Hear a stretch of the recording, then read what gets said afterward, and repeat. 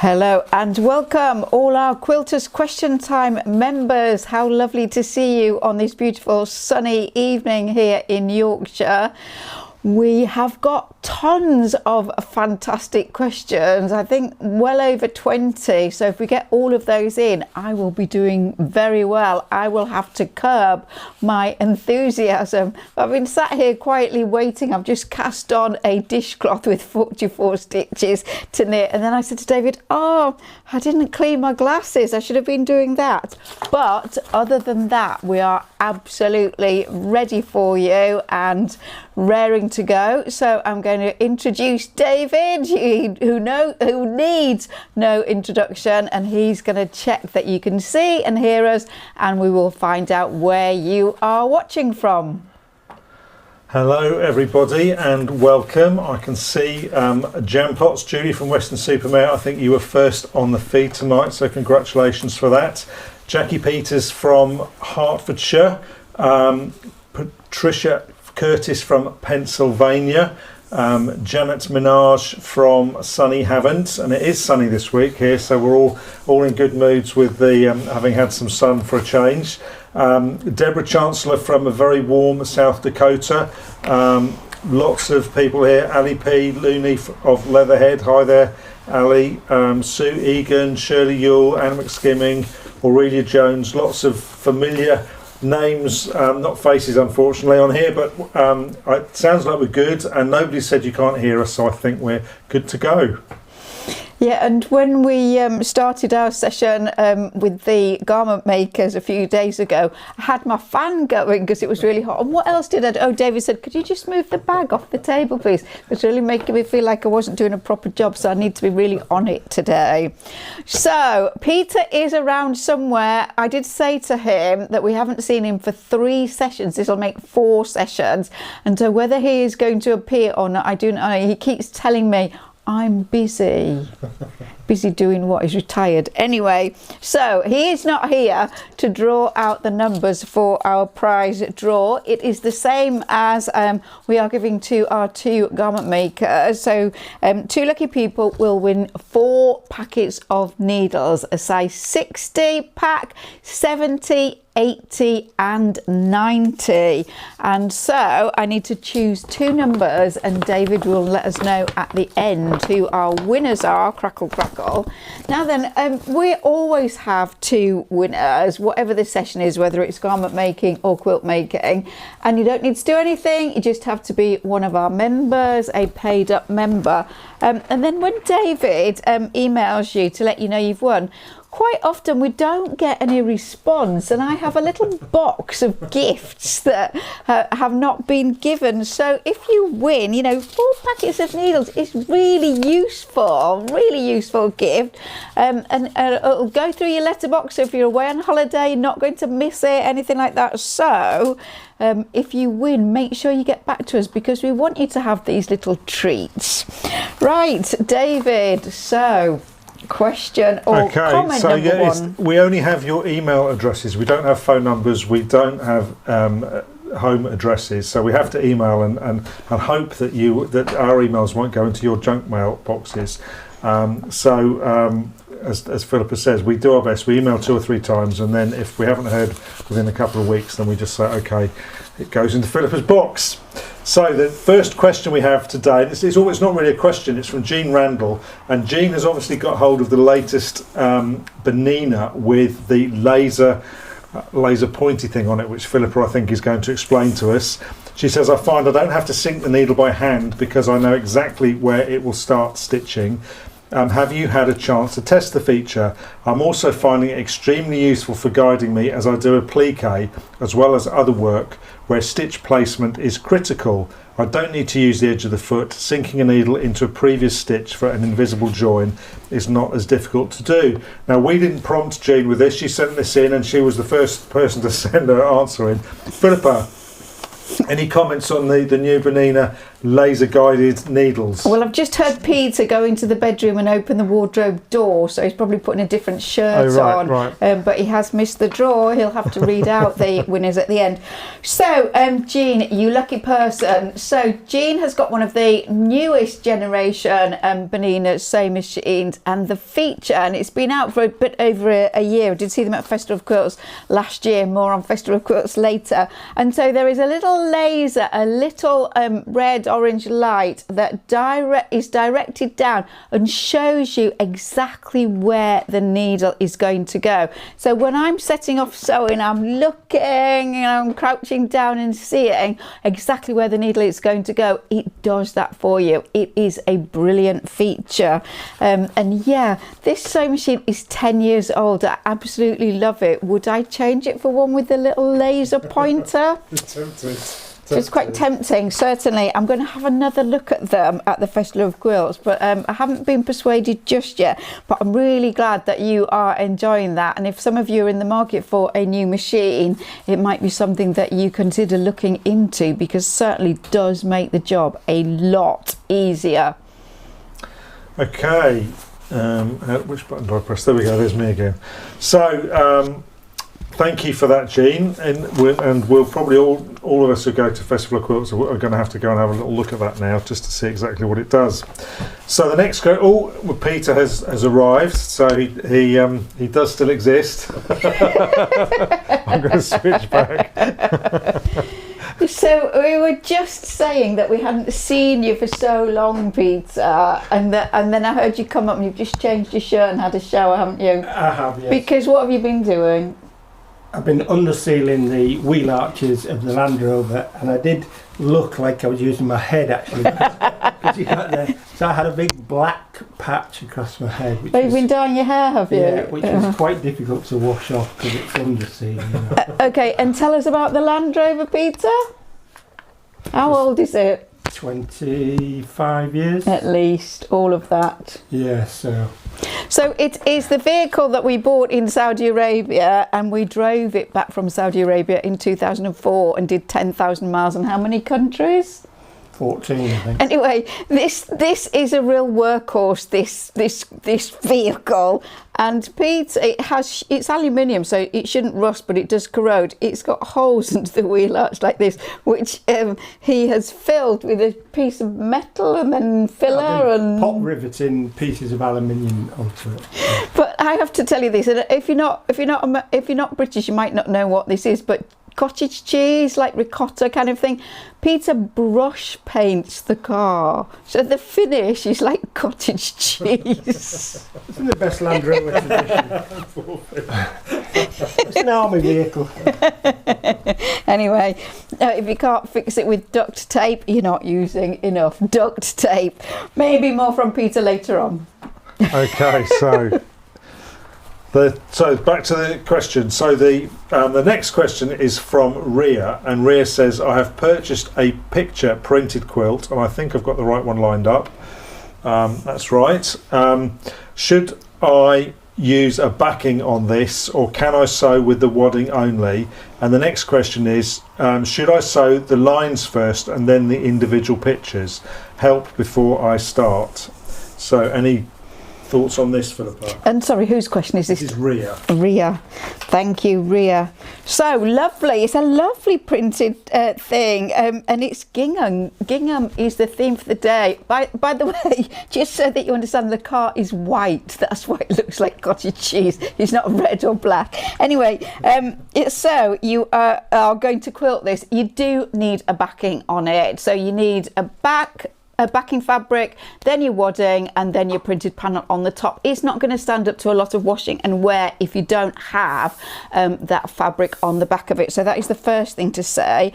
And I don't know what your experience of machine quilting is, but my suggestion is that I would quilt through all the vertical lines first, and I would do in the ditch on either side of the sashing, and then I would do the same on the horizontal sashing so that you've got it all nice and securely held, and then I would infill with that. So I think I've actually answered all your questions, Rita. So good luck with that, and show us the finished thing when you've got it done. Okay, thank you. Have you done the drawing? Yes, we've done the draw but we need feature. you later. Okay, so the next question is from Denise Pope. And Denise says, Dear Philippa, thank you for your wonderful classes which have transformed my sad efforts. Well, I'm sure they're not sad, Denise, but we're pleased that the classes have transformed your quilting. That is the goal. Now, I have a question which I can't find the answer to anywhere, says Denise. When I go to the shops and look at ready-made quilts, they may or may not be patchwork, but they are always soft and light and fluffy, almost duvet-like. Can you tell me if you know what the batting or the filling is for this sort of quilt?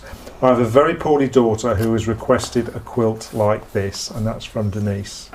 So Denise, thank you for your question, and I hope that your daughter isn't really poorly, and that she does need a lovely, warm, comforting, fluffy quilt, doesn't she, to keep her cosy and help her get better.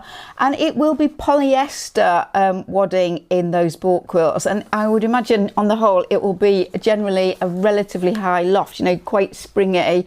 I did have a coverlet that was quilted, and it was American, and it's when I lived in Saudi, and that had polyester inside. It will be polyester because it's not too expensive, so they can make these things within a price point, but also you can put it in your washing machine easily. It's not like wool or cotton or something like that that's going to shrink. So in terms of its performance in laundering, it's a good choice for those commercial things. So you need to investigate higher loft polyester waddings to get that thickness that you need for your daughter's quilt. It will be a little tricky to actually quilt and get through your domestic sewing machine if that's what you're going to use, because you're going to have a lot of loft there.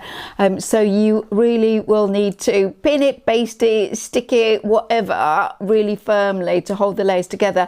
And my suggestion is that if you are going to do straight line stitching, your walking foot is the thing that's going to help you get it through the machine the most easily. I would tend to use a polyester 428 polyester shiny thread and have the stitch length fairly long, so at least 3, maybe up to 4. You'll have to do some little tester pieces and see, but I would keep it kind of fairly simple in terms of the quilting. So good luck with that, and again we would like to see the finished results and our best wishes to your daughter. Okay, thank you. So high loft polyester. I always learn new things when I do these quarters question time live sessions. So now we know how to get that loft. The next question is from Shirley Yule, and Shirley says, Good morning, Philippa and David. I've been given a fat quarter bundle of Tilda fabrics, and I think we've got the picture for this. They are red, orange, or they read red and orange to me, and medium value. Does Philippa have any suggestions as to what I can put with them to make an interesting quilt? I haven't decided what to do with them yet, so any ideas on this would also be appreciated. And that's from Shirley Yule. Okay, Shirley, so how nice, what a lovely gift, because the Tilda fabric's really nice quality, so it is a lovely thing to have. So if we look, can we just look back at the picture, David, please? So there is quite a lot of tonal value there. So if we look on the bottom row and we look sort of second from the left, there is a brown background fabric there that's really quite strong by comparison to most of the others. There is on the top row in the middle, there is a fabric that has a similar colour background, but it's got vases of flowers on it, and the vases are quite big, so that's really your feature fabric, isn't it? And so I would use that one for maybe quite a large piece. You know, if you cut that up too much, you're not going to see the vase, so that might make something in the centre, or maybe it's kind of 4 blocks that make the centre with that larger fabric in it. But I think you can pull out plenty from there. So if we just go to the bottom row again, and that dark one, it's got a very dark brown in it, and that would make a nice punchy little accent. You don't need much of it at the far end of the scale. And then just go to your whites, plain whites. I might introduce a pale blue, a plain pale blue. You've got some green in there, so you could pick out that green as well. I think you've got a lot of busyness going on there, so I would tend to go for some sort of plainer more solidy, less definite design fabrics. But yeah, add to the darkest section with that dark brown, and then pick out, you know, your blues, your lilacs, you've got the pink and white, and then you've got everything from very dark to very light. And don't cut up that vase fabric too much, save that for bigger pieces so that you can actually show off and enhance the quilt using that design to its full. So off you go, Shirley. Okay, thank you. What a lovely present to get. I know. So Rhonda Berg, we answered a question for Rhonda last month, and we asked her where she was, and it turns out she's in New Orleans, and she just wanted to make sure that we knew where you were from. So thank you for that, Rhonda. The next question is from Fran Jeffs, and Fran says, I'm about to start the Trapunto class in season 2, one of my favourite classes. Do I need to be concerned about sewing the top and wadding layer with regard to the extra lint of fluff that might go into the machine from this process? Well, that's almost the question that we had earlier on about loft, isn't it? So Philippa, Trapunto, extra lint and fluff that might go into the machine. What does Fran need to do? Okay, Fran, just before I answer that, I'm just going to go back to Rhonda in New Orleans. Have you been to New Orleans, David? You have, haven't you? No. Okay, Peter and I were there. I was doing some teaching, and we were travelling quite a bit, and we spent maybe a couple of nights in New Orleans and really enjoyed it and loved the French Quarter. And I then had this idea that it would be really great to do a house swap for a year and go and live in New Orleans and just see what it's actually like to live there throughout the entire year. So Rhonda, if you're up for it. Anyway, back to Fran's question. So Fran is going to do Trapunto, and what that involves is putting extra wadding into the middle of the quilt to give additional loft, and you prepare that by having your quilt top with the design drawn on it, and then you put some wadding, just wadding or batting underneath that, and you sew just inside your drawn shape, let's say it's a flower, with water soluble thread which is going to wash away. So you've got this extra wadding or batting held in place by a water soluble stitching.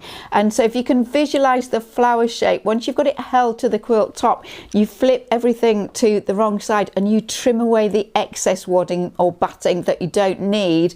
And then when you layer with the back, the big normal piece of wadding or batting, and then your quilt top, you've got that extra wadding where you want it. And then when you stitch on your drawn line, it gets trapped inside.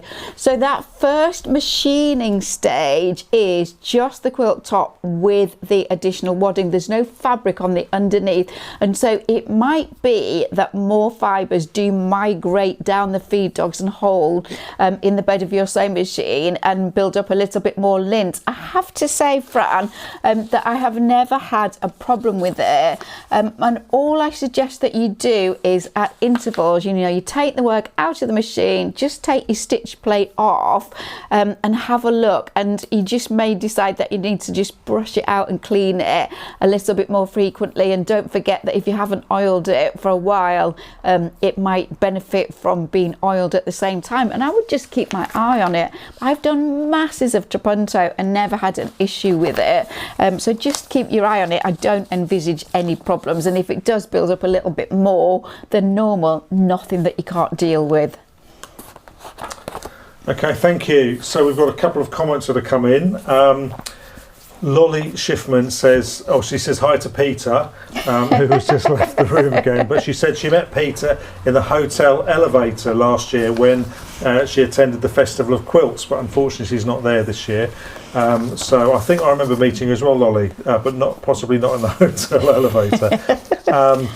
I remember meeting Lolly too. Yes, she came to the stand and chatted to us for a long time. And Deb Hiltbold says it's very dangerous in New Orleans. Her son had a very unfortunate experience there. So now the next question, I've noticed that Carol Davis has left a message on here for us as well. And hers is the next question, and I'll read the message because it might help clarify something for Philippa. She says, I have 2 sewing machines, They have been serviced but still only do tiny stitches and not the utility stitches. Can you help, please? And I'm going to let Philippa make sense of the next question, because we were struggling to understand it quite what Carol was asking. Yeah, David won't mind me saying, but Carol did actually write a little bit more than this, and it wasn't clear to either of us what she was asking. So I'm going to try and answer what I think it was about. What she said in here is that they can only do tiny stitches. That they've been serviced, but they only do tiny stitches now, not the utility stitches. That's what she said in the message here. Okay, then I'm a bit stumped by that. I don't think we can fix. One is a much older faff that has dual feed, and the other one is a Husqvarna, which apparently I think doesn't have dual feed, and they only do tiny stitches. What can I say on that? Is the work not feeding through very well? Is there some kind of jam in the stitch length regulator? Is the timing out? I don't know. Maybe you need to get a second opinion from another sewing machine mechanic. That might be the way to go. Yeah, tricky one that, David. Yeah. Sorry not to be more. Yeah, I'm sorry, Carol. We were trying to work out what you said in the question which you sent through earlier, and I think your message has clarified slightly, but not enough for us to be able to answer that. I think somebody needs to poke about and have a play with the machine and to try to understand what's going on. It could be one of all sorts of things. Okay, so sorry about that, Carol. The next question that I think we can answer is from Teresa Davis, and Teresa says, what are the best options to hang a quilt? Okay, so a hanging sleeve, a fabric hanging sleeve stitched on the back, in my opinion, is the best option. I am not a big fan of big poles with things hanging out on the end, you know, bobbles and all sorts of things. I like a very discreet hanging system, and I use a metal curtain rod. And David, if you would be kind of, there's a piece just on the landing there.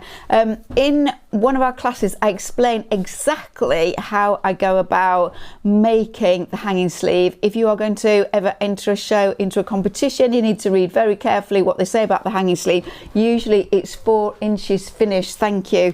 That's great. Thank you, David. I think it is in Further Fabulous Finishes. I think that the class it is in. If Antari is with us this evening, she will confirm that for us. She's brilliant on all of that.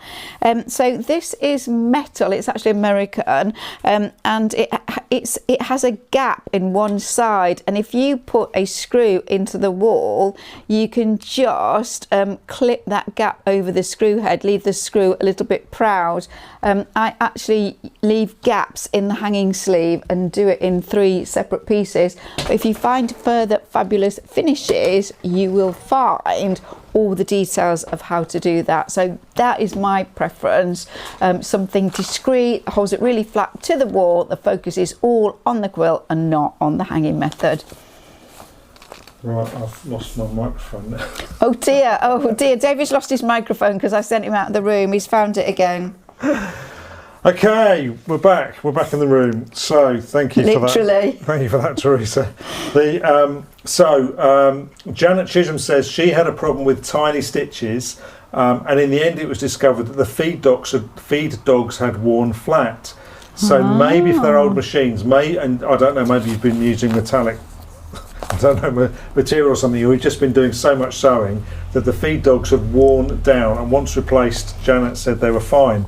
So that might be an option for you, Carol. And Julie says yes, Fabulous Finishes, and Antari says it is Philippa. So Antari is also listening, and I did just check. I've actually updated the page with all the classes on, so it's easier to navigate now. And yes, it's definitely Further Fabulous Finishes to know how to hang a quilt. The next question is from Teresa Higby, and she says, should I remove the sewn? Oh, okay, so we've got a picture with this one, which I haven't got teed up. Teresa's had problems with the binding. Her binding didn't cover some of the raw edges, so I will tee that up. and she's just wondering what she needs to do in order to fix her binding. So let me tee that up now. Thank you. And that is really useful information. Thank you, Jana, about the worn feed dogs. It's nothing I've ever come across before, so I'm really interested to hear that. And I guess, you know, different machines using different qualities of steel, so some will be really hard and durable and some will be softer. And certainly I'm very impressed that you wore them down with the amount of stitch. That's quite something. I mean, I've sewn for forever, and I've sewn for 20 years on machines and never worn the feed dogs down. So wow, really interesting to hear that, and really good to know, because I can now suggest that if somebody else has a similar issue. So brilliant, thank you. Right, Teresa, your quilts. You don't give us much of a taster of it, do you? We get to see a tiny little bit. It'd be really lovely to see the design. It looks to me as though you've had this long arm quilted, or you yourself have long arm quilted it. I kind of imagine that you've sent it away and somebody's done a lovely flowing design with lots of swirly lines and flowers on it. Now then, what I can see is, I don't know whether this is the front or the back of the quilt, but I can see this paler creamy fabric, and then I can see wadding, batting, and then I can see your dark brown binding. So you need to whip that binding off, and your quilt needs squaring up, and so you need to put it on a big cutting mat, get your big longest rulers and your rotary cutter, or you can do it with scissors, it's absolutely fine, and you're going to trim all of the edges straight so that the backing, the wadding, the batting and the quilt top all finish at the same point. You don't have an extension of some of the layers, and everything then when you bind it will be covered by the binding, and then when you've got it bound and all your little gaps are covered up, please send us a picture, because we would love to see it. Okay. So the next question is from Jane Spitzler, and Jane says she's having a major home remodel at the moment and doesn't have her sewing machine, so she has resorted to rewatching Philippa's classes. Oh no! So now in the class on cutting bias strips, you show an example of cutting bias strips on a relatively small piece of fabric which fits on your cutting mat. What is the largest piece of fabric that you would cut bias strips from, and how would you fold it to make accurate cuts? Now then, I've got lots of stuff on the table here, haven't I? But I have got a large piece of fabric, which, as I look at it, is not so different in terms of colour to my cutting mat. However, the largest piece of fabric I would use would be the full width of the fabric. So it might be half a metre, half a yard, it might be 3/4, it might be a whole metre or a whole yard. And so I would spread it out on my table. Now I wouldn't start cutting at this corner here, because I don't want short little pieces. I would come away in so that I've got at least sort of 12-14 inches, something like that, and I would make my angled cut. So I've cut it like this, and that will be my bias. So let me fold it that way. So it's cut, and then I would be spreading it all out. Now what I would do is I would fold it in half like so, and I would keep cutting strips off, and as it got wider I would fold in the top, and I would just keep cutting. So exactly the same thing that I show you in the classes, but just a bigger piece of fabric.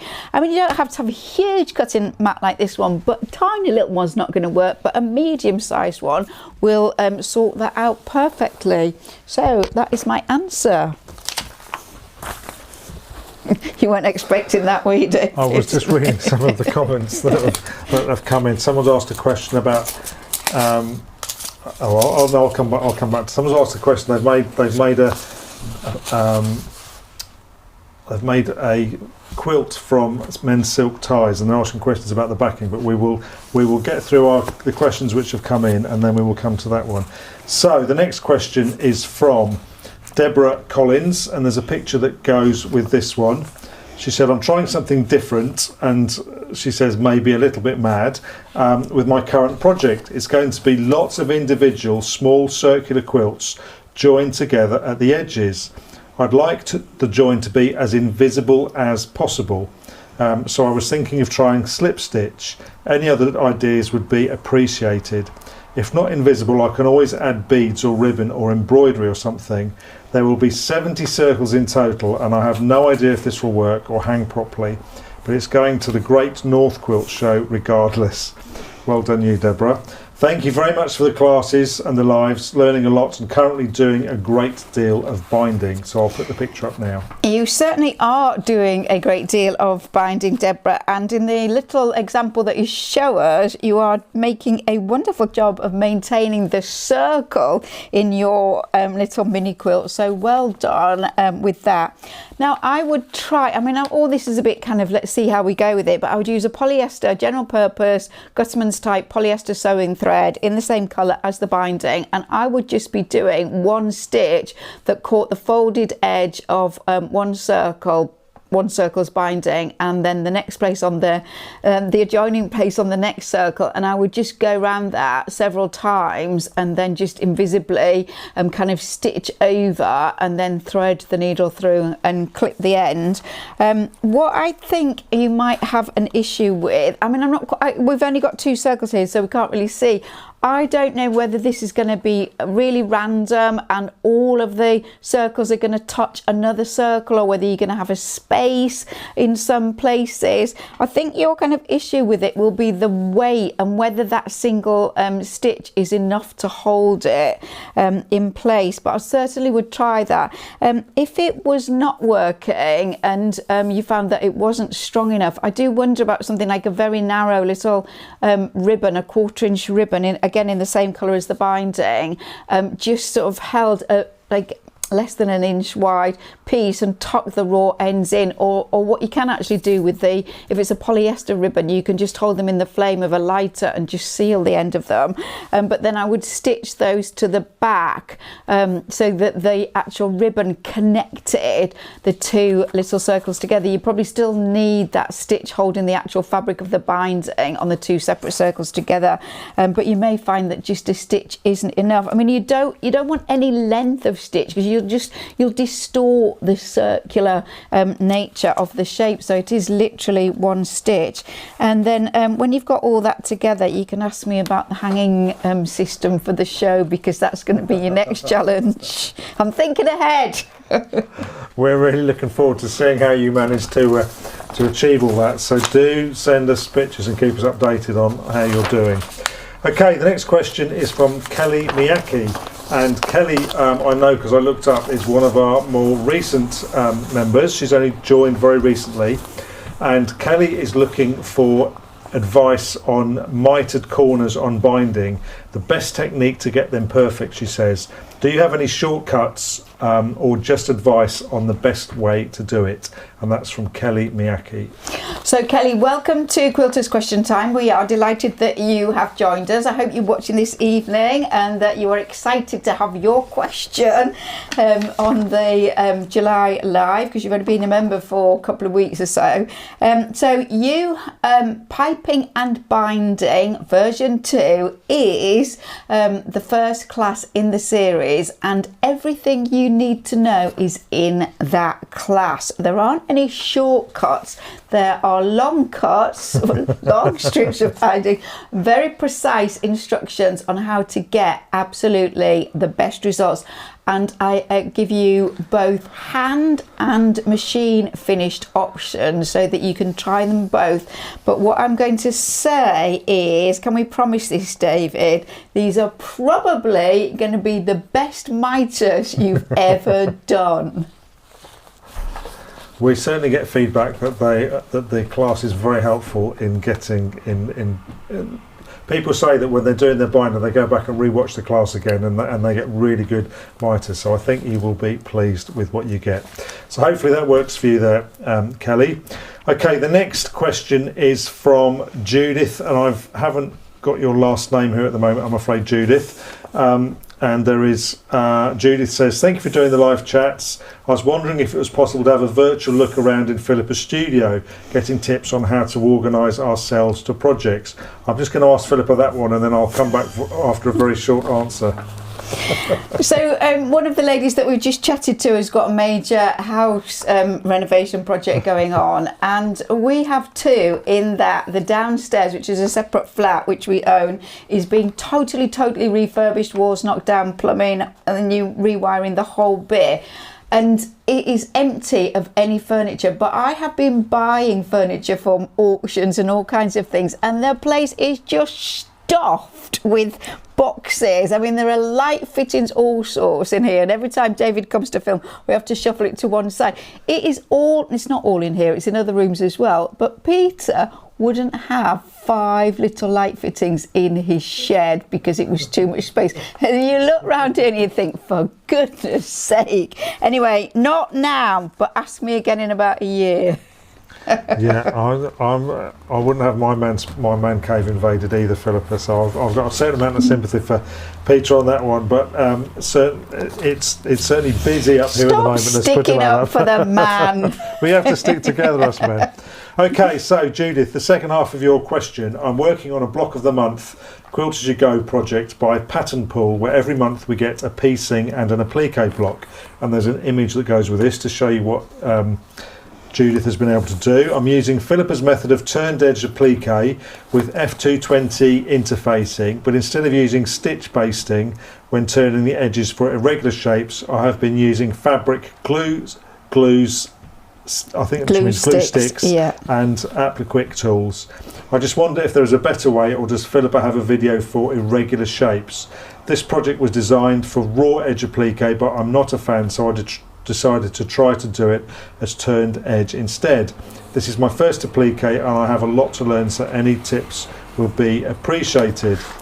She says she's hoping to start the bird by bird quilt once she has enough experience, and she's managed to get hold of a bird by bird book and is hoping that she can bring it to the NEC for Philippa to sign. Well, I'm sure if you sneak it in and show Philippa it, she will be happy to sign it. And Judith says she's attached a couple of pictures of the project so far, which I was just showing. So there's the pictures. Okay, so 2 completed blocks. So I'm unclear whether these are your blocks or whether these are images from the actual pattern, because they have been done with raw edge and blanket stitch, which you can see on the edge of the shapes. Now we have several classes on applique, but the 2 most pertinent ones for this project are the raw edge applique and the turned edge applique, and I really suggest that you watch them both, because you may think that's not for me, but there's so much information in the classes that you may change your mind. However, I do think that shape dictates method. Okay, so when you've got smooth shapes, smooth curves, you haven't got lots of skinny twisty bits, you haven't got lots of really sharp points and indents and things, then it is best to do it with raw edge. If you want to turn the edge over, you have got to be able to do that. Now it is possible to do tricky shapes. So in the bird by bird quilt, I have little beaks and tiny wings and small, oh sorry, thank you, yeah. The quilt behind you can see the shapes, and most of that is turned edge, and I explain exactly how to do that. So what I think you need to do is you need to choose what you consider to be the trickiest shape, and you need to try it turned edge and try it raw edge, using both of those classes as your guide to actually how to go through all of the steps. And I explain everything: thread, machine settings, stabilizers, all kinds of things, and in really lots of detail, and see what you prefer in terms of the look, in terms of the actual process, and whether you are enjoying one method more than another method. I mean, if I was doing this, I might just adapt turned edge, I might adapt shape slightly. So anything that's very pointy, I would make it more curvy. Anything that is really curly, like that stem there, that's going to be really hard to do as turned edge. It absolutely is doable, but they found it easier to do it raw edge. So I think you need to do some experimentation, look at those classes in the library, do your samples and work out what you are preferring. Don't discount anything, because you may discover that what you think you didn't like, you did really like, which just leads me on to a little bit of applique, David. The Festival of Quilts is coming up. It's next week. It starts next Thursday and it goes for 4 days. So it's the Thursday, Friday, Saturday, Sunday, the 1st to the 4th of August. I will be leaving here a week today to go and set up and get ready for that. So I've been making lots of props for our little booth. So for those of you who live in Yorkshire and the North East, boys fabric, £5 a metre. You cannot knock it. Little chair cushions, there's 1 or 2 of those. But the applique, I've made a peg bag, and I was doing this peg bag, it's just part of the display, and I was thinking, oh, shall I bother putting pegs on it? And then I thought, oh yeah, I'll just make them the lettering, just drew it out, and I've put that on with steamer seam, and I thought I'll just fuse it on, and then I thought, no, I'll go around and I'll blanket stitch it, and it looks really nice, and I thoroughly enjoyed it. I made it yesterday, but I'm going to get myself into trouble here, David. It's double fabric, so it's completely faced out front and back, so it's really nice and substantial. And this is a skirt hanger that I've taken the clips off, but I did think, oh, there's a pattern in that, isn't there, David? And we could maybe do something with that. A lot of pegs in there as well. Yeah. So that's that. And then just before we move on, I just want to chat a little bit more about the Festival of Quilts. Kelly, who is our virtual assistant, you all know Kelly, help at Quilters Question Time. She's always there. She's really brilliant. She's going to be joining us on Saturday. She will be on the booth for some of the time. She does get a chance to go off and look at things. She hasn't come to work. She's going to enjoy the day as much as all of us. But if you'd like to meet Kelly and you are there on Saturday, please come and say hello to Kelly.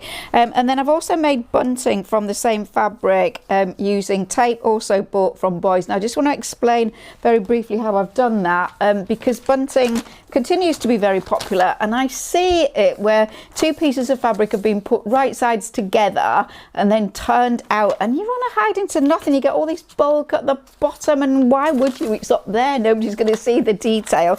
So I cut my shapes like so, and I pressed them in half so that they looked like that. And then what I did was, with pinking shears, I just pinked about 2 or 3 inches from the folded edge, and then I popped my fabric over my tape, and down the whole row I stitched across the tape so that they were held in place.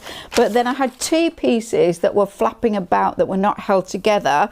So after I'd got all the tape in, it did take a while, I have to say, I then stitched about 1/2 inch from the edge to hold the 2 sides together, and then I continued with my pinking shears around the 2 edges, so it's 2-sided. Okay, didn't have to turn anything through. Looks really pretty with the pinked edge, and I did very carefully alternate the stripes on each one. Yes, of course I did. So yeah, so if you're coming to festival, you'll see those, but I thought that was a really good way of doing them. I wouldn't be turning them out, I just wouldn't. Right, okay, moving on. Okay, a couple of comments have come in. Sarah Runicles had asked already, loving the cushions on your table, are they for your deck chair project? Yes. So it is a deck chair project. Deborah Collins of the Circles says it's going to be lots of circles touching each other. That's a great help. Brilliant idea with the ribbons. Thank you for that. Elizabeth Radabow, I think that is, says the piping and binding is one of the best classes she has taken. It certainly is one of our most popular classes, and Patricia Curtis says she's doing that one too, so that's good. Okay, the next question is from Lynn Moore, and Lynn has a question about piping. Is it possible to put piping around a first border of a quilt, and when would you apply this, i.e. after the backing and the wadding or before? And then she's got a follow-on question which I will ask shortly. Okay, so thank you for all those lovely comments. It's really nice to hear that you are really getting value out of our classes, so thank you. So normally when I'm piping a quilt, the piping goes on just before the binding, and it's an edge finishing treatment to stabilise the edge, add a little splash of colour. There is nothing to stop you adding it and putting it in to the kind of interior bit of the quilt top, as it were. I would just put it in place as I got to that stage. So let's say I'd made a big block for the centre, and then I wanted a row of piping before a border went on. I would put it in place at the stage before I attached the border, because how are you going to get in otherwise if you don't do that? The only thing I need you to be aware of is that you do need to think about your quilting. It's fine if you're hand quilting, but if you are machine quilting, let's say you've got piping here and you want to come with some straight line quilting here, are you just going to skip over the piping and flatten it? Are you going to stop at the piping? Is the foot not going to be able to travel up to the piping because of the bulk? So just think about those things before you go ahead and do it. Maybe make a little sample and try it out. I mean, it'll just make you more creative with your quilting, but absolutely no reason but do it in the assembly of the quilt top. I just want to say something else. Sorry, David. I'm not being very quick here. Use a high quality fabric to cover your piping cord. Something like a cotton poplin, art gallery fabrics, that kind of thing. If you use a very soft cotton, the piping is raised by comparison to the rest of the quilt, and it will wear, and you'll end up with holes in the piping and the cord just coming through. So do use a high quality fabric. Thank you. I normally try and work out what Philippa was going to say. I would not have thought about the whole quilting over the piping and the problems with that. Okay, so Lynn's follow-on question was, she says it's not a question but it's for the group. Does anyone have any experience of taking your other half to the Festival of Quilts? And Lynn says she's worried that they will run a very critical eye over her work in the future, having seen presumably all the beautiful quilts at Festival of Quilts. So if anyone has got any comments on that, please do let us know in the comments, and I will read them out. Okay. Oh, sorry. Lynn, my husband wouldn't dare. I don't think anyone would dare, Philippa. I don't think anyone would. Okay, so the next question is from Sarah Runnacles, and she says, I've just finished my first piped quilt.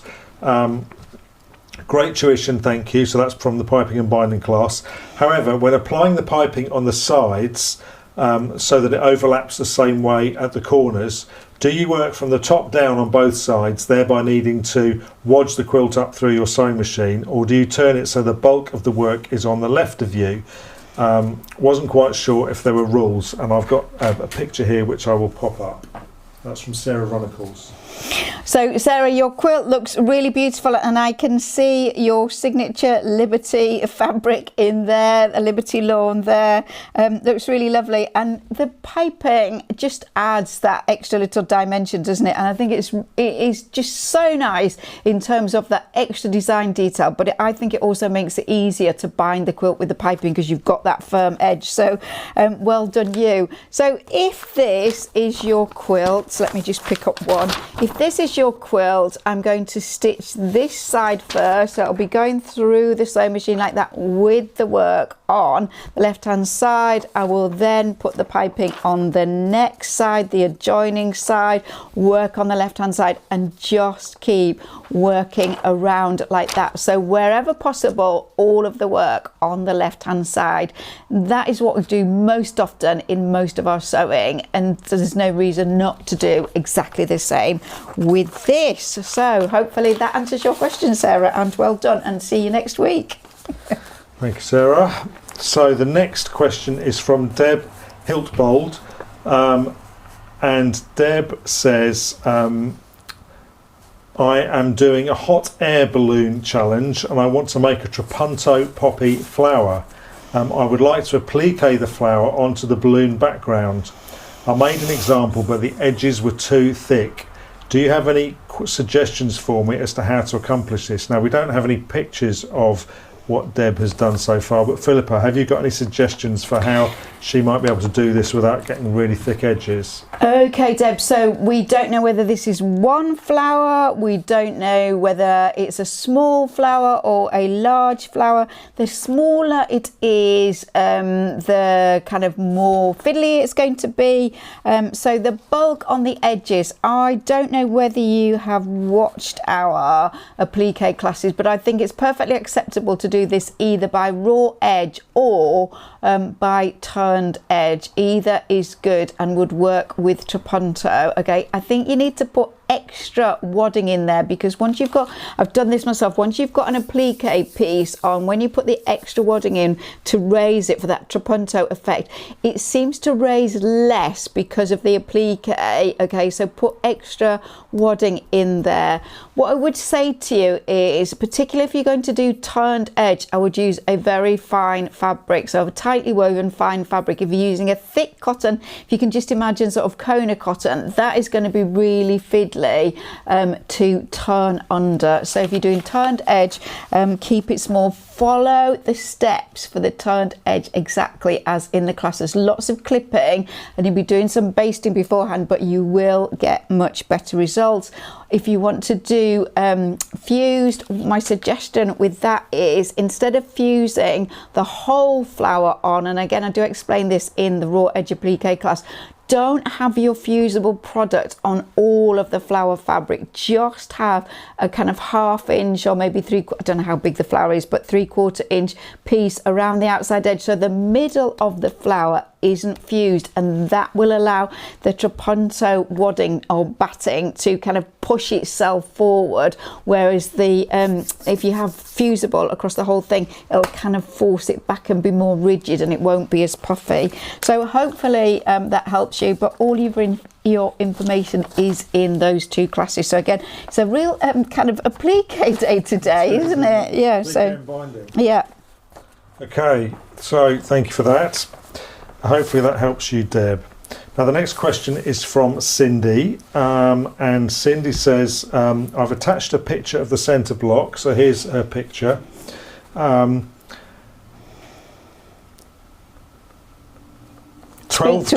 sorry, I was just trying to find the middle of the question. 12 blocks with sashing will be arranged around this big centre block. The instructions are to square this block to 36.5 inches, and Cindy is stumped. She says, I held all 4 edges up to this measurement on my cutting mat, and while it's close, I don't know how to square it up. But then she says, by the way, your class on half square triangles and flying geese was awesome to give me the courage to tackle this pattern. I shared a picture of the result from your class. I love your teaching technique and always learn so much more than expected. And that's from Cindy. Okay, Cindy, now then, I am often asked about squaring up, and what I generally say is don't do it. Don't do it.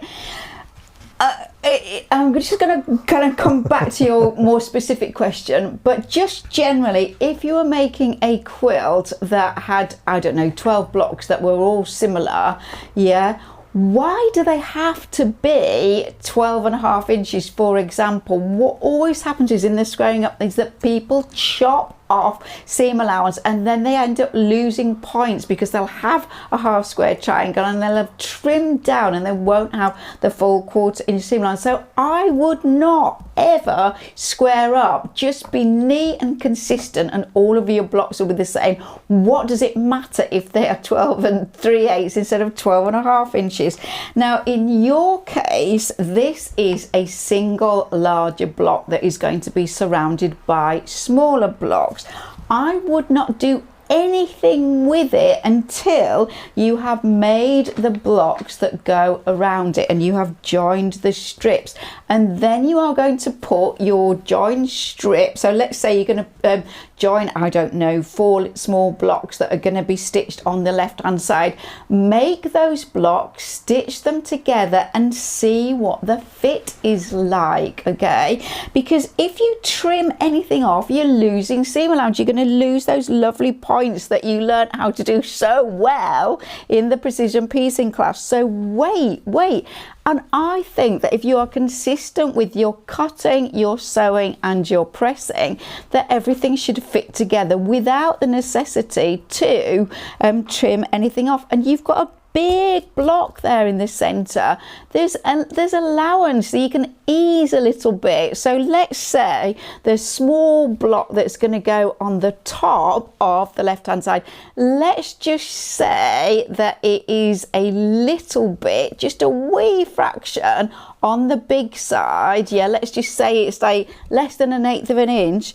You can ease that in place and sew with the smaller piece on the top and get that on, and it will be much better. You'll be able to press that beautifully flat with some steam, and once it gets the wadding behind it, it will take up that tiny little bit of excess.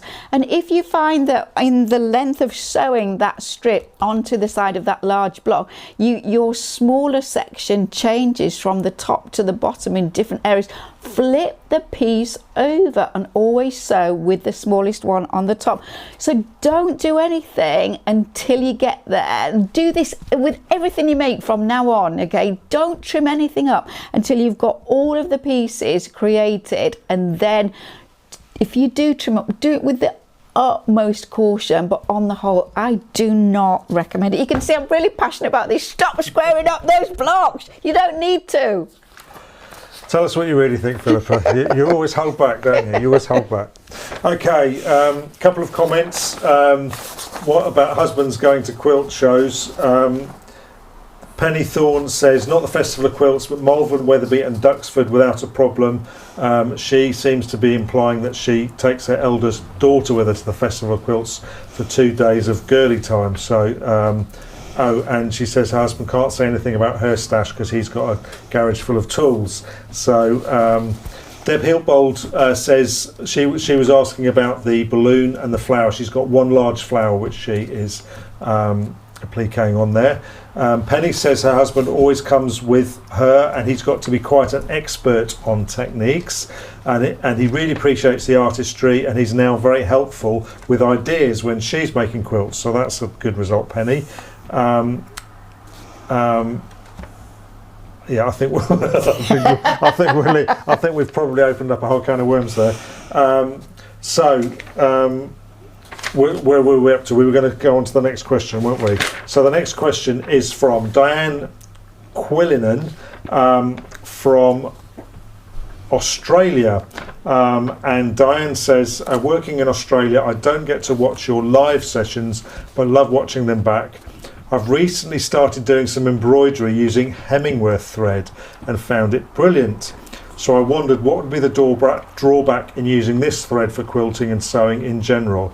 Thank you for your always informative and light-hearted entertainment. And that's from Diane. Are you listening, Peter? Informative and light-hearted.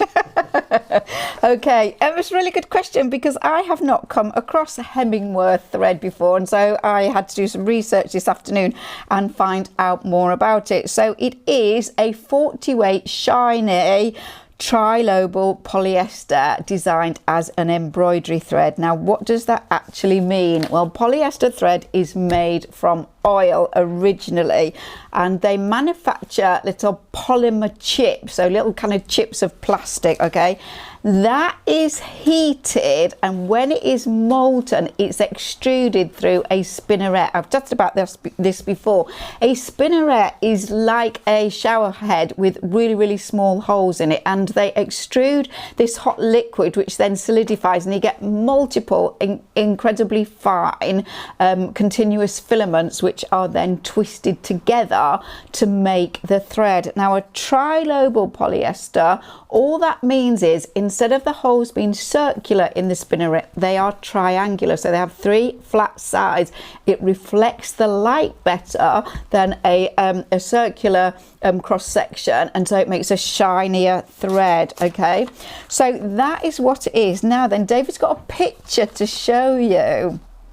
So each of the threads comes with this little clear plastic cap that goes over it to protect it, and then on top of that is a softer plastic little plug with a hole in the middle. Okay, now the reason for that little plastic plug bit is, well, let me just backtrack. You keep this housing on the thread as you are using it, and it helps it to feed off, because shiny thread can be a bit slippery, you know, helps it to feed off really well. But what the little kind of pull out plug bit does is that when you finished using your thread, you pull the little plug off, the thread comes to the outside of the clear hard plastic casing, you put the little plug back in place, snip off the end, and your thread tail is trapped between the two pieces of the casing and won't unravel. Okay, so I've not seen it in the UK, but apparently it's been made for quite some time. Maybe it's just kind of Australia and New Zealand where you see it more often. I would not be surprised if it doesn't turn up in the UK much more commonly now. Why wouldn't you use it for general purpose sewing? Well, I think it very much depends on what you're doing. Generally, the shinier threads are more expensive, so you're going to pay more money to use them. They do have more slippage because of their shiny nature. I often use shiny 428 polyester in my quilting, but I use bottom line 60 weight bobbin thread in the bobbin because it's more grippy, it's not as shiny. Often I think the two threads together can slip against one another. You'd have to test it for strength, you know, so you could get a Gutterman's all-purpose sew-all thread, and if you were making a shirt or something like that, pair of trousers, you know, pull it, see how strong it is when it's snapped, compare that with the Hemingworth thread and just see. So there aren't any rules, but on the whole I would tend not to choose it for general purpose sewing because I think there are better things for the job out there. But for machine quilting and embroidery, I think it sounds great, and that idea of the housing is really brilliant. And apparently it's just been introduced that you can buy it without the plastic case, so that, you know, if you bought lots of this, you end up with all of these plastic casings, and you don't want loads of them. And so now you can actually buy just the thread on its own as well. So go with it, Diane, and thank you for watching us from Australia. Okay, thank you. The next question, and we're coming up to the hour, which we normally aim for. We've got about 3 or 4 more questions to go, so I think we will just run through to the end, if that's okay. So we're not going to be very much longer. The next question is from Sarah Bowen, and Sarah says, I'm making a quilt on your beginner's course, but I'm struggling when I'm sandwiching the layers. I place all the pieces together, pin them together, keep it all smooth, but when I turn it over, the backing is not as smooth and will possibly affect the quilting, which I have found in the past, with the backing material bunching in places. I find this so frustration and try repinning. Is it possibly because I don't use safety pins? Would this make a difference? Thank you for your help and advice, and that's from Sarah Bowen. Okay, Sarah, funnily enough, I was just getting all the samples out from on the top of the wardrobe to take to the Festival of Quilts, and happened to come across this beginner quilt which has not yet been bound, and I was just having a look at it, and if I flip it to the wrong side, you will see that there is some, it's very white. Oh, okay, well, there is some kind of slight rippling and movement of the fabric. It's never going to be totally flat, is it? So I think there are several things to say here. Yes, I would definitely use ordinary 1-inch safety pins. Don't bother buying quilters safety pins. They're more expensive and they're really thick and they're often quite blunt, so just get regular ordinary safety pins. Okay, pin every 3 to 4 inches, but what I want you to do is just iron the backing fabric so it's smooth and just lay it out. Do not stretch it, do not hold it down with tape or anything out, just lay it down. The wadding can make a difference. So if you're using a polyester wadding, there's much more loft in that and it's much less stable, and you are likely to get more movement and kind of wrinkling up if you're using a polyester wadding. I don't know what you are using, but you might be better with something like an 80-20 or a cotton wadding. So just lay that on top, lay your quilt top on the top of the wadding, the batting, and start pinning from the center. Go horizontally, go vertically, and then just pin out in quarters from the center. It isn't really a big issue, okay? So this one's got wavy stitching. So if you started somewhere in the middle and you did 2 or 3 rows of stitching, whatever you're doing, just have a look on the back and see what's happening. The advantage of pins is you can always unpin and smooth out again. Now, I don't use it, but some people swear by spray basting, where they have the quilt back uppermost, they spray, they put their wadding on top of that, they spray again, and they put the quilt top on top of that. That might be something that you consider investigating, and I would do a little bit of research online about that, because if you're having lots of issues, that may be a fast and easy solution for you. So don't stick to pins if you think that actually spray basting would work for me. The reason I don't like to spray baste is I don't wash my quilts, my exhibition quilts, when they're done, and I don't like to leave that adhesive kind of in the layers there. I don't know how it's going to react over time. So don't get kind of too wedded to there is only one way, because that's not the case. So good luck, and let us know how you get on. Okay, thank you. Right, the next question is from Claudia, and Claudia says, good morning Philippa, do you use double thread when sewing on binding by hand? Thank you for your question, Claudia. No, I don't. I use a single thickness of thread. Don't cut it too long, else it'll be tangling up. And a double thread always tangles and knots and just doesn't work as well. So always a single thickness, and that's what I do. Polyester thread, not cotton. Okay, thank you. The next question is from Maureen Dahl. Hi Maureen. Maureen says, can Philippa suggest anything to achieve a perfect 12.5-inch square block? I've measured each small block correctly at 4.5 inches. I'm using the B97D 1/4-inch foot, the B97D foot, a 1/4-inch seam around the finished block and the finished block is undersized. I've moved the needle 3 times to the right. I've ironed accurately. I've placed masking tape on the 1/4-inch line. Sewing to this does not give accuracy. I've tried this block 7 times, and it would be great to achieve accurate block sizes. Can you make any suggestions, please? And that's from Maureen, and I've got a picture of her block. And she's got a fingers crossed little symbol on the end of her question there.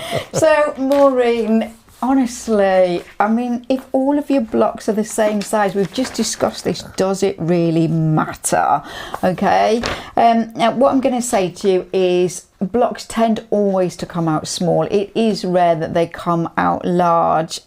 So the first thing is you've checked it, but really be accurate with your cutting. Make sure that you are cutting correctly. Now, if you look at our precision piecing class, I always say I include the thickness of the line of the ruler in the cut. Watch the class to understand exactly what I mean by that, because we show you with a photograph. It just gives that smidgen more, which is really helpful. Okay, now if you're sewing, the 97 foot should give you an accurate 1/4 inch foot, but what I do find sometimes is that the needle doesn't always go down in the middle of the foot, or indeed in the middle of the hole in the stitch plate. So it is worth checking that. Look really carefully at where your needle's going down. It might be going slightly to the left, so that you're getting a slightly bigger seam allowance, in which case I would just compensate by just not lining up the fabric with the right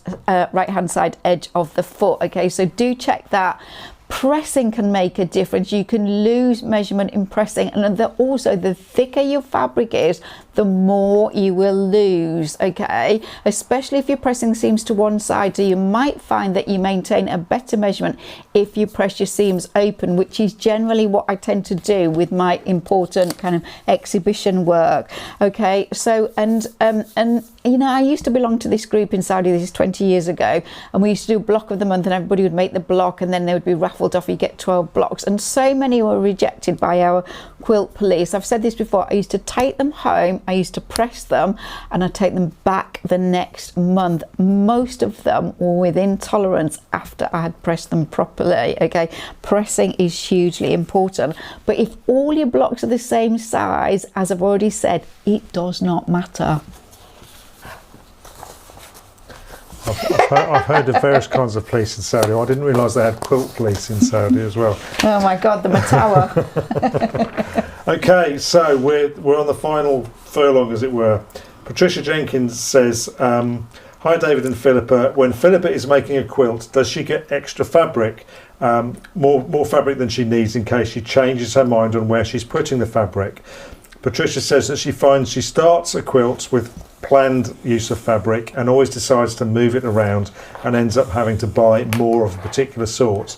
So how does it work for you, Philippa? I do think it is a good idea to buy extra fabric because you never quite know what you're going to do. So if I was buying fat quarters, I might buy 2 fat quarters instead of 1. If it was a fabric that wasn't appearing possibly so much in the quilt, I might buy an extra half yard or half metre.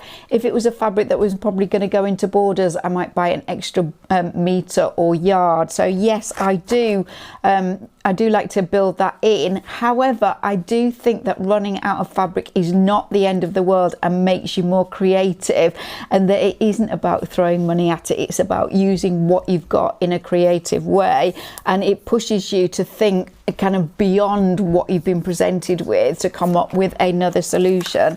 And I always think that there is an answer. Whatever the sewing problem is, it's incredibly rare. In fact, I can't think of an instance where I haven't managed to complete something because of some issue that I've had. But if you want to be on the safe side, why not? Okay, I've just got one question which is coming on the comments for you, Philippa. This is from Joy Townsend. She says, I made a Karen Stone New York Beauty from all silk men's ties. What type of fabric would you suggest that she uses for the backing? And that was Karen. That was Joy. Sorry, Joy. I'm interested to know, Joy, whether you backed the silk with anything and how substantial the quilt top actually is.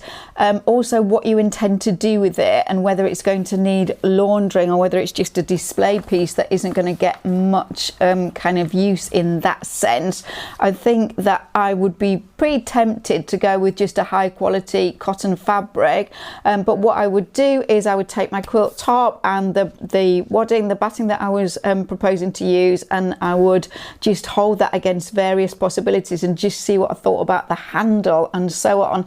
I wouldn't use silk. I just think it's not necessary to spend the money, and it's harder to work with. I would use a nice good quality cotton. You could go for a cotton sateen, which will have a bit more of a sheen to it, which will kind of talk to the silk fabric, and also a sateen has more floats going over the top, is less stable, so it will give a softer handle to the finished piece. So that might be a way to go with it. So think about what you are going to do with this quilt, the handle that you want to have. Don't be kind of constrained by any rules that are none. You've just made a quilt out of ties, you know, do whatever the heck you like. Okay, now Angela, just before we announce the winners, Angela Hoonsome has said she will be at Festival of Quilts in Birmingham, and she wondered if any QQT members will be meeting up. I haven't seen, we haven't arranged anything, and I haven't seen anyone else arranging anything. Previously we did set a time, didn't we, and said that people could meet each day. Yeah, possibly. That we would be on the stand. We would make sure that we were on a stand at a particular hour each day. So, David, what is a good hour for us to be on the stand? 3 o'clock. 3 o'clock. That's the time I had in my head. Okay, so 3 o'clock every day. We will make sure that we are there. If we're not there, it's through some unforeseen circumstance that's come up. And so, if anybody would like to come and join with other members, then please be there at 3 o'clock. Peter, will you be there at 3 o'clock on Thursday? Stands the clock at 10 to 3. Oh God, we're going to get some. Who is this? Peter's reciting poetry to us. So No, it's not house book. Yeah. Peter has a poem for everything. He's brilliant at remembering poetry. We're going to get people turning up at 10 to 3 now. Yeah. Stands the clock at 10 to 3 and is the honey still For tea. Can we have a Wendy Cope, please? A funny Wendy Cope. No, I don't think you can actually. Oh. Right, who are our winners? You can have the Dorothy Parker about drinking if you want. Okay. I think. I wish I could drink like a lady. 2 or 3 at the most. But after 2, I'm under the table. After 3, I'm under the host. Right, okay. Our lucky winners are Mary K. Russell and Diane Quillinan. Oh, I think Diane asked a question. She did. She's the lady from Australia. Right. That's quite amazing. Yeah. Wow. Well, congratulations when you catch on watching us on Catch Up there, Diane. So David will find out your addresses and please respond so that we can send you your little gift. So the end of a lovely session. Thank you so much for all your brilliant questions. I know we're going to be seeing some of you next week and we look forward to that immensely. David and I have got a bit more work to do and Peter's helping out with props as well, and Peter will be there Wednesday doing his magic of assembling the booth. He's never failed us. He does the most amazing job. So well done, Peter, in advance. Okay, so if we're not seeing you at festival, we'll do a little bit of filming when we're there, show you some of the quilts, and we'll be popping that on our website. Don't hold your breath on that because it'll take a little while for that to... Sorry, yes, thank you, YouTube as well. It'll take a little while for that actually to appear. And then we look forward to chatting to you at the end of next month, August already, and a bank holiday on the cards for those of us in the UK. So from Peter. Bye-bye. And David. Bye-bye. And from me. Thanks so much for joining us. We look forward to seeing you again before too long.